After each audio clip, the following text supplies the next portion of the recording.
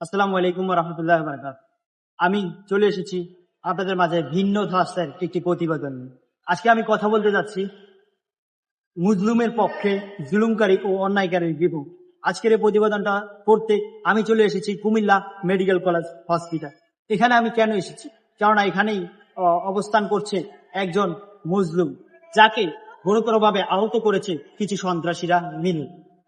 আমি কথা বলছি কুমিল্লা দ্বিতীয় মুরাদপুর 14 নং ওয়ার্ডের দক্ষিণ পাড়ার একজন বিশিষ্ট ব্যবসায়ী ব্যক্তিত্বের, যার নাম মোহাম্মদ আনোয়ার হোসেন।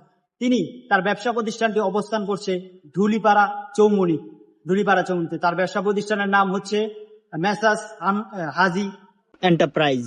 সেই ব্যবসা প্রতিষ্ঠানে থেকে সে গত 28 তারিখ দুপুর 1টার দিকে যখন ব্যবসা প্রতিষ্ঠান বন্ধ করে বাসার উদ্দেশ্যে তিনি রওনা দিচ্ছিলেন, সেই মুহূর্তে কিছু দুর্বৃত্তরা তার উপর আক্রমণ করে বসে। প্রথম অবস্থায় তার মাথায় একটি হকি স্টিক দিয়ে আঘাত দেওয়া হয়। সেই আঘাতে সে মাটিতে ছিটকে পড়ে। পরবর্তীতে তাদের হাতে একটি অস্ত্র ধারালো ছুরি ছিল এবং কি ছিল আরো লাঠি। তার মাধ্যমে তাকে মারধর করে এবং কি সে নিজের প্রাণ বাঁচাতে খুবই কষ্ট করে সেখান থেকে কোনোভাবে উঠে একটু সামনেই অবস্থান করছিল একটি গাড়ির গ্যারেজ, জসিম ভাইয়ের গাড়ির গ্যারেজেই তিনি সেখানে বর্তমান সময় আশ্রয় নিয়েছিলেন। পরবর্তী সময় তারা এখান থেকে ওখানে আর যায়নি, চলে যায়। পরবর্তীতে তাকে কিছুক্ষণ পরে কুমিল্লা মেডিকেল হসপিটালে স্থানান্তর করা হয়। আপনারা দেখতে পাচ্ছেন স্ক্রিনে তার অবস্থা কতটা ভয়াবহ হয়েছে। তার মাথায় কেটে ফেলেছে এবং কি রক্ত তার জামা শরীর ভিজে গেছে এবং কি তার যে বাম হাত সেটিও ভেঙে গেছে এবং কি আরো শরীরের অনেক ক্ষত জমে গেছে। এই যে এই অন্যায়টা কেন বলি, তার সাথে একটু কথা বললাম। তিনি আমাদেরকে জানালেন যে দীর্ঘ সময় ধরে এখানে নাকি চাঁদাবাজির একটা রোল মডেল হিসেবে তৈরি হচ্ছিল। দীর্ঘ সময় এখান থেকে চাঁদা দাবি করা হচ্ছিল এবং কি কয়েকবার ওনার থেকে চাঁদাও নেওয়া হয়েছে। তার কয়েকদিন আগেই, মানে কয়েক সপ্তাহ আগেই একটি ঘটনা ঘটে যায় তার সাথে। সেটি হচ্ছে তার মোবাইল ফোনটি এখান থেকে চুরি হয়।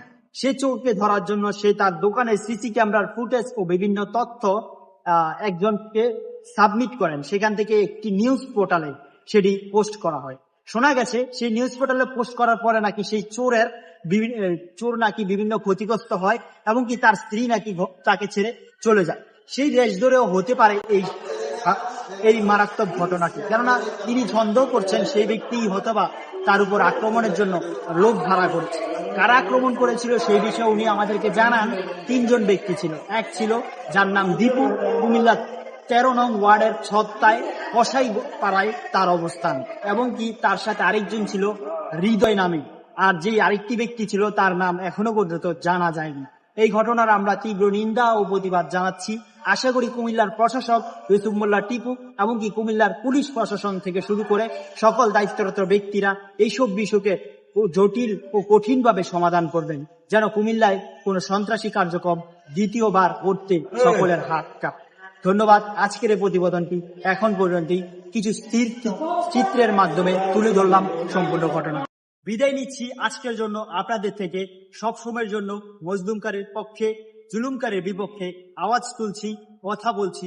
আপনারাও কথা বলুন। ধন্যবাদ। সুস্থ থাকুন, সমাজকে সুস্থ রাখুন।